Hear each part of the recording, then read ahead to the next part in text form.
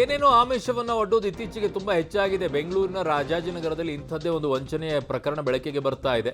Site, ಮನೆ, ನೌಕರಿ, loan ಇವೆಲ್ಲ ಆಮಿಷ ಒಡ್ಡಿ ಮೋಸ ಮಾಡಿದಾರಂತೆ. ಸೊ ಈಗ ಕಳೆದ ಆಗಸ್ಟ್ನಲ್ಲಿ ಆತ್ಮಹತ್ಯೆಯನ್ನ ಮಾಡಿಕೊಂಡಿದ್ದು ಶ್ರೀಧರ್.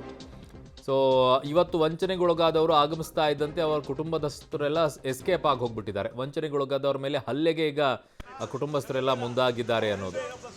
ಬಟ್ ಅವ್ರು ಆತ್ಮಹತ್ಯೆ ಮಾಡ್ಕೊಂಡ್ಬಿಟ್ಟು ಈಗ ವಂಚನೆ ಆಗ್ಬಿಟ್ಟು ಕುಟುಂಬದ ಉಳಿದಂಥವ್ರು ಏನು ಮಾಡ್ಬೇಕೀಗ?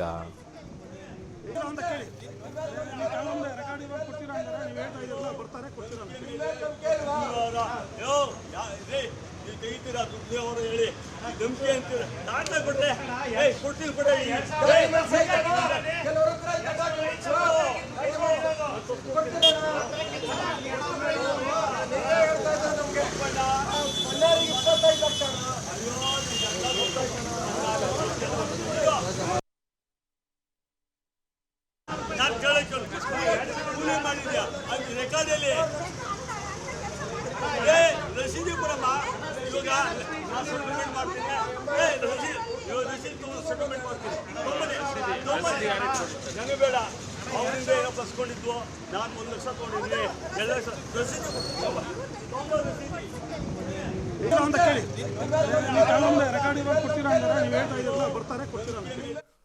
ನನ್ನ ಸಹೋದ್ಯೋಗಿ ಪ್ರಕಾಶ್ ನನ್ನ ಸಂಪರ್ಕಕ್ಕೆ ಸಿಗ್ತಾ ಇದ್ದಾರೆ ಮೆಟ್ರೋ ಬ್ಯೂರೋಯಿಂದ. ಪ್ರಕಾಶ್, ಆ ಕಡೆಗೆ ಅವರು ವ್ಯಕ್ತಿ ಯಾರು ಸಂಬಂಧಿಕರು ಅಂತ ಹೇಳ್ತಾರೆ, ಅವ್ರು ಹೇಳ್ತಾ ಇದ್ದಾರೆ ರಶೀದಿ ತೊಗೊಂಬನ್ನಿ ನಾನು ಸೆಟಲ್ಮೆಂಟ್ ಮಾಡ್ತೀನಿ ಅಂತ ಹೇಳಿ. ಈ ಕಡೆಗೆ ಇವರು ರಶೀದಿ ಇಲ್ವಾ ಇವ್ರ ಹತ್ರ ದುಡ್ಡು ಕೊಟ್ಟಿದ್ದು ಅಥವಾ ಏನು ಆ ವಂಚನೆಗೆ ಒಳಗಾಗಿದ್ದಾರೆ ಅವ್ರು ಯಾರು ಅವ್ರ ಹತ್ರ ಏನೂ ಇಲ್ವಾ ಡಾಕ್ಯುಮೆಂಟ್ಸು? ಅರುಣ್, ಪ್ರಮುಖವಾಗಿ ಈ ಸಂಬಂಧಿಕರು ಕೃಷ್ಣಮೂರ್ತಿ ಅನ್ನುವಂಥವ್ರು ಯಾರಿದ್ರು ಅದಕ್ಕೆ ಕೃಷ್ಣಮೂರ್ತಿಗೆ ಜೊತೆಗೆ ಈ ವಿಚಾರಕ್ಕೆ ಸಂಬಂಧ ಇಲ್ಲ, ಕೇವಲ ಸಂಬಂಧಿಕರು ಅನ್ನುವಂಥ ವಿಚಾರಕ್ಕೆ ಮಾತ್ರ ಬಂದಿರೋದು. ಈಗಾಗಲೇ ಸುಮಾರು ಜನ ಹಣವನ್ನು ಕಳೆದುಕೊಂಡಿದ್ರು. ಕಳೆದುಕೊಂಡಂಥವರ ಬಳಿ ಎಲ್ಲ ದಾಖಲೆಗಳು ಕೂಡ ಇದ್ವು. ಅವರು ಎಲ್ಲೆಲ್ಲಿ ಎಷ್ಟೆಷ್ಟು ಹಣವನ್ನು ಟ್ರಾನ್ಸಾಕ್ಷನ್ ಮಾಡಿದ್ದಾರೆ, ಯಾರು ತಲುಪಿಸಿದ್ದಾರೆ ಅನ್ನುವಂಥದ್ದನ್ನು. ಪ್ರಮುಖವಾಗಿ ಮನೆ, ಕೆಲಸ ಜೊತೆಗೆ ಸೈಟ್ ವಿಚಾರದಲ್ಲಿ ಸುಮಾರು ಜನ ಒಬ್ಬೊಬ್ಬರಿಂದ 20 ಲಕ್ಷ, 10 ಲಕ್ಷ, 30 ಲಕ್ಷ ಈ ರೀತಿ ಹಣವನ್ನು ತೆಗೆದುಕೊಂಡಿದ್ರು. ಸೊ ಅವರು ಸುಮಾರು ಕೋಟ್ಯಾಂತರ ರೂಪಾಯಿ ವಂಚನೆ ಮಾಡಿದ್ದಾರೆ ಅನ್ನುವಂಥ ಆರೋಪ ಇದೆ.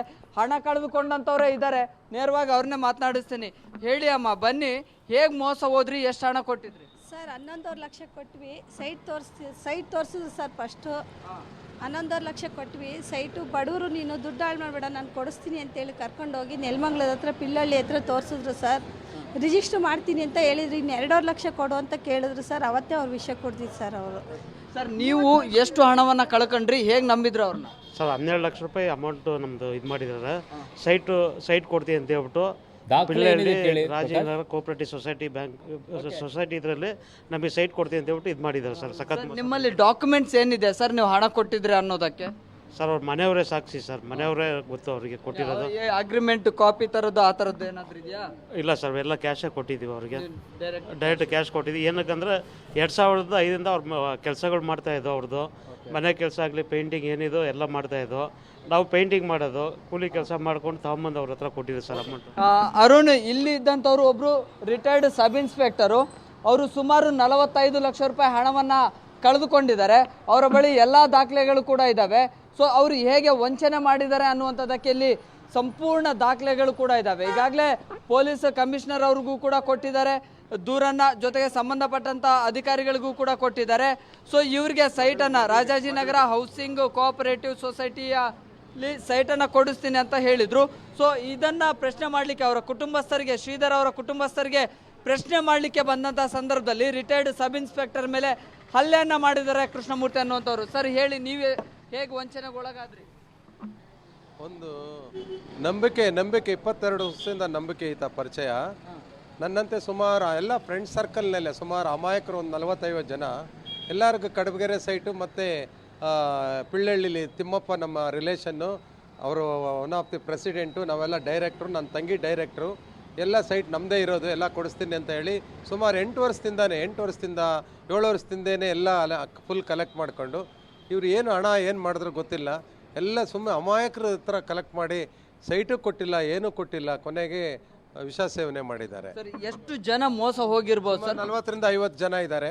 ಇಲ್ಲಿ ನಮ್ಮ ಹತ್ರ ಸುಮಾರು 25 ಜನದ ಲಿಸ್ಟ್ ಇದೆ. ಇವಾಗ 25 ಜನ, ಅದು ಪೊಲೀಸ್ ಸ್ಟೇಷನ್ ಅಲ್ಲಿ ಲಿಸ್ಟ್ ಕೊಟ್ಟಿದ್ದೀವಿ. ಇದ್ರ ಬಗ್ಗೆ ಒಂದು FIR ಆಗಿದೆ. ಮುನ್ರಾಜು ಅಂತ ಕಂಪ್ಲೇಂಟ್ ಕೊಟ್ಟಿದ್ದಾರೆ. ಬಟ್ಸಾಕ್ನಲ್ಲಿ ಕೇಸ್ ತಗೊಂಡಿದ್ದಾರೆ. ಕೃಷ್ಣಮೂರ್ತಿ ಅನ್ನುವಂಥವ್ರು ಅವ್ರ ಸಂಬಂಧಿಕರ. ನಿಮ್ಮ ಪ್ರಶ್ನೆ ಮಾಡಿದ್ರೆ ಯಾಕೆ ನಿಮ್ಮ ಮೇಲೆ ಹಲ್ಲೆ ಮಾಡಿದ್ರು? ಇಲ್ಲ, ನಾನು ಕೊಡಿಸ್ತೀನಿ, ನೀವು ಮಾತಾಡಬೇಡಿ, ಟಿವಿಗೆ ಇದು ಮಾಡಕ್ ಹೋಗ್ಬೇಡಿ, ನಾನು ದುಡ್ಡು ಕೊಡಿಸ್ತೀನಿ, ನೀನು ಯಾಕೆ ನನ್ನ ಹತ್ರ ಹೇಳಿಲ್ಲ, ಹಾಗೆ ಹೇಳಿಲ್ಲ ಅಂತ ಅರುಣ್, ಈಗಾಗಲೇ ಸುಮಾರು ಜನ ಇಲ್ಲಿ ಸೇರಿದ್ರು. ಇಲ್ಲಿ ಸೇರಿ ಪ್ರಶ್ನೆಯನ್ನ ಮಾಡ್ತಾ ಇದ್ದ ಹಾಗೆ ಪೊಲೀಸರು ಕೂಡ ಸ್ಥಳಕ್ಕೆ ಬಂದ್ರು. ಒಂದಿಷ್ಟು ಜನರನ್ನ ಕಳಿಸ್ಕೊಡುವಂತ ಪ್ರಯತ್ನಗಳು ಕೂಡ ಅದು.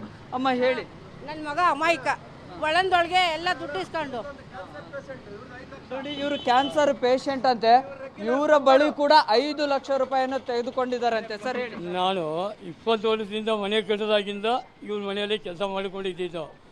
ನನಗೆ ಒಂದು ಸೈಟ್ ಕೊಡಿಸ್ತೀನಿ ಅಂದ್ಬಿಟ್ಟು ಇವರು ನನಗೆ ಪಿಲ್ಲಳ್ಳಿ ಕರ್ಕೊಂಡೋಗಿ ಜಾಗ ತೋರಿಸಿ, ನನಗೂ ನನ್ನ ಫ್ರೆಂಡ್ಸಿಗೂ ಇಬ್ಬರಿಗೂ ಕರ್ಕೊಂಡೋಗಿ ಒಂದು ದಿನ ಇದರಲ್ಲೇ ನಿಮಗೆ ಇಬ್ಬರಿಗೂ ಅಲ್ಲ 20-30 ಸೈಟ್ ಕೊಡಿಸ್ತೀನಿ ಅಂತ ಹೇಳಿ ನನ್ನ ಹತ್ರ 6 ಲಕ್ಷ ತೊಗೊಂಡು ಸಾಯೋ ಒಂದು 15 ದಿವಸದಲ್ಲಿ ಇನ್ನೂ 1 ಲಕ್ಷ ಕೊಟ್ಬಿಡಿ, ರಿಜಿಸ್ಟರ್ ಮಾಡ್ತೀನಿ ಅಂತೇಳಿ ಬಲವಂತವಾಗಿ ನಮ್ಮನ್ನು ಇದನ್ನು ಮಾಡಿದ. ಅಮ್ಮ, ನೀವು ಹೇಗೆ ಮೋಸ ಹೋದ್ರಿ? ನೀವೆಷ್ಟು? ಮೋಸ ಅಲ್ಲ, ನನ್ನ ಮಗ 20 ವರ್ಷದಿಂದ ಕೆಲಸ ಮಾಡವನೆ. ನನ್ನ ಮಗನೇ ಮಂಜು.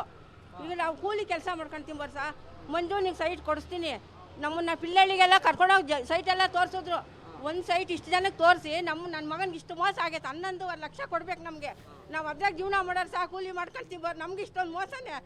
ನಾವು ಎಷ್ಟು ಕಷ್ಟಪಡ್ತಿದ್ದೀವಿ ಗೊತ್ತಾ? ಅಷ್ಟು ದುಡ್ಡು ಕುಡಿಬೇಕಾದ್ರೆ ಎಷ್ಟು ವರ್ಷ ಕಾಯ್ಬೇಕು ನಾವು. ನನ್ನ ಮಗ ನೋಡಿ ಹೆಂಗಾಗೋಗಿ ನನ್ನ ಮಗನ ನೋಡೋಕ್ಕಾಗಲ್ಲ. ಮನೆ ಖಾಲಿ ಮಾಡ್ಕೊಂಡು ಹೋಗಿದ್ದಾರೆ. ಅವರ ಸಂಬಂಧಿಕರು ಯಾರೋ ಬಂದು ಒಂದಿಷ್ಟು ಜನರ ಮೇಲೆ ಹಲ್ಲೆ ಮಾಡ್ತಾ ಇದ್ರು. ದುಡ್ಡು ಕೇಳಿದ್ರೆ ಅಲ್ಲೇ ಮಾಡ್ತಾರೆ ಅಂದ್ರೆ ಇಸ್ಕೊಂಬೋಗಿ ಚೆನ್ನಾಗಿತ್ತ? ಒಳಂದೊಳಗೇನ ಬಡವ್ರದ ಹತ್ರ ಎಲ್ಲ ಇಸ್ಕೊಂಡು ಇಷ್ಟು ಮೋಸ ಮಾಡಿದ್ರೆ ನಾವು ಎಲ್ಲಿಗೆ ಹೋಗ್ಬೇಕು? ಯಾರನ್ನ ಕೇಳ್ಬೇಕು ಸರ್? ನೀವೇನು ನಮಗೆ ನ್ಯಾಯ ಕೊಡಿಸ್ಬೇಕು. ಯಾರು ಅಂತಾನೆ ಗೊತ್ತೇ ಬಂದವ್ರು ಗಲಾಟೆ ಮಾಡ್ತಾ ಇರೋದು ಸರ್. ಅವ್ರು ಯಾರು ಅಂತಾನೆ ನಮಗೆ ಗೊತ್ತಿಲ್ಲ ಸರ್. ಮನೇಲಿ ಗೊತ್ತಿರೋದು, ದುಡ್ಡು ಕೊಟ್ಟಿರೋದು ಅವ್ರ ಹೆಂಡತಿ ಮಕ್ಳಿಗೆ ಮಾತ್ರ ಗೊತ್ತು ಸರ್, ಅಷ್ಟೇ. ಸರ್, ತಾವೆಷ್ಟು ಕಳ್ಕೊಂಡ್ರಿ? 55 ಲಕ್ಷ ಸರ್. 55 ಲಕ್ಷ. ಸರ್, ನೀವು? ನಂದು 2.5 ಲಕ್ಷ.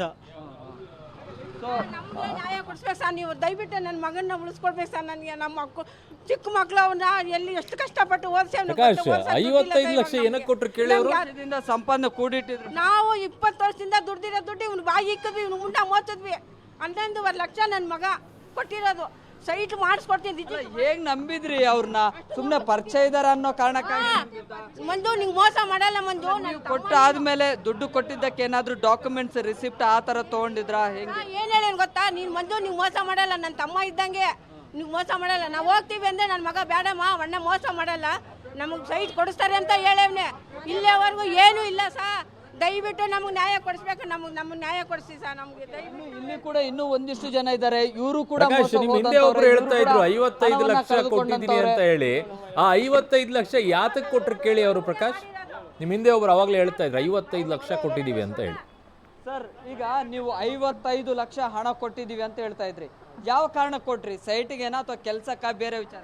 ಮನೆ ಕೊಡಿಸ್ತೀನಿ ಅಂತ ಹೇಳಿ ಇದ್ದಿದ್ದ ಸೈಟನ್ನ ಮಾರಿಸ್ಬಿಟ್ಟು ಮತ್ತೆ ಮನೆ ಕೊಡಿಸ್ತೀನಿ ಅಂತ ಪೀಣ್ಯ ಸೈಟ್ ತೋರಿಸಿ ಅಲ್ಲಿಂದ ಮಾರಿಸಿರೋದು. ಡಾಕ್ಯುಮೆಂಟ್ಸ್ ಇಲ್ವಾ ಅಂತ ಕೇಳಿ. ಈಗೇನು ಆ ಸೈಟ್ಗಳನ್ನ ತೋರಿಸ್ಲಿಕ್ಕೆ ಹೋಗ್ತಾ ಇದ್ರಲ್ಲ, ಅದು ನಿಜವಾಗಿರುವಂತ ಅವ್ರದ್ದೇನಾ ಅಥವಾ ಬೇರೆದವ್ರ ಸೈಟ್ಗಳು ತೋರಿಸ್ತಾ ಇದ್ರು? ಮೊದಲಾಗಿ ಯಾರೋ ಬೇರೆಯವ್ರದ್ದು ಅಂತ ಹೇಳಿದ್ರು ಅವರು. ಆಮೇಲೆ ಕೊರೋನಾ ಬಂದಾಗ ಅವ್ರು ತೀರೋಗ್ಬಿಟ್ರು ಅಂತ ಹೇಳಿದ್ರು. ನಾನು ಸೇಲ್ಸ್ ಡೀಡ್ ಮಾಡ್ಕೊಂಡಿದ್ದೀನಿ, ನಾನೇ ನಿಮಗೆ ರಿಜಿಸ್ಟರ್ ಮಾಡಿಕೊಡ್ಬೇಕು, ನಾನೇ ಮಾಡಿಕೊಡ್ತೀನಿ ಅಂತ ಹೇಳಿ ರಿಜಿಸ್ಟರ್ ಟೈಮಲ್ಲಿ ಮಾತ್ರ ಮುಂದಕ್ಕೆ ಹಾಕೊಂಡು ಬರ್ತಾನೆ ಇದ್ರು. ಸರ್, ನೀವೆಷ್ಟು ಹಣ ಕಳ್ಕೊಂಡ್ರಿ? ಯಾವ ಕಾರಣಕ್ಕೆ ಕೊಟ್ಟಿದ್ರಿ? ಸರ್ 12 ಲಕ್ಷ ರೂಪಾಯಿ ಕೊಟ್ಟಿದ್ದೀವಿ ಸರ್. ಸೈಟ್ ರಿಜಿಸ್ಟ್ರೇಷನ್ ಮಾಡ್ಕೊಡ್ತೀನಿ ಅಂತ ಹೇಳ್ಬಿಟ್ಟು ರಾಜೀವ್ ನಗರ ಕೋಆಪರೇಟಿವ್ ಸೊಸೈಟಿ ಇದರಲ್ಲಿ ಪಿಲ್ಲರಹಳ್ಳಿ ಹತ್ರ ಸೈಟ್ ಕೊಡ್ತೀನಿ ಅಂತ ಇದು ಮಾಡಿದ್ರು ಸರ್. ಈಗ ಮನೆ ಖಾಲಿ ಮಾಡ್ಕೊಂಡು ಹೋಗಿರೋದು ಯಾವಾಗ ಸರ್? ಅಂದ್ರೆ ಎಲ್ಲರೂ ಬರ್ತಾರೆ ಅನ್ನೋ ಕಾರಣಕ್ಕಾಗಿ ಗೊತ್ತಾಗಿ ಹೋದ್ರೆ? ಮನೆ ಎಲ್ಲ ಬರ್ತಾರೆ ಅಂತ ಹೇಳ್ಬಿಟ್ಟು ಮನೆ ಖಾಲಿ ಮಾಡ್ಕೊಂಡು ಹೋಗಿರೋ ಸರ್. 1 ವಾರ ಆಯಿತು. ಸದ್ಯಕ್ಕೆ ಹಣ ಕಳೆದುಕೊಂಡಂಥವ್ರು ಹಂತ ಹಂತವಾಗಿ ನಿಧಾನಕ್ಕೆ ಈ ಒಂದು ಸ್ಥಳಕ್ಕೆ ಬರ್ತಾ ಇದ್ದಾರೆ. ಅರುಣ್. ಓಕೆ ಪ್ರಕಾಶ್, ನಿಮ್ಮೆಲ್ಲ ಮಾಹಿತಿಗೆ ಧನ್ಯವಾದಗಳು. ಗೊತ್ತಿಲ್ಲ ಅದು ಹೇಗೆ ನಂಬ್ತಾರೋ. ಇಷ್ಟೊಂದು ದುಡ್ಡನ್ನು ಕೊಡಬೇಕಾದ್ರೆ ಯಾವ ಆಧಾರದ ಮೇಲೆ ನಂಬಿ ಅಷ್ಟೊಂದು ದುಡ್ಡನ್ನು ಕೊಡ್ತಾರೋ ಅರ್ಥನೇ ಆಗೋದಿಲ್ಲ ಈ ವಿಚಾರದಲ್ಲಿ. 55 ಲಕ್ಷ ಒಬ್ಬರದ್ದು, ಇನ್ನು 12 ಲಕ್ಷ, 11 ಲಕ್ಷ ಏನೇನೋ ಇದ್ದಾವೆ.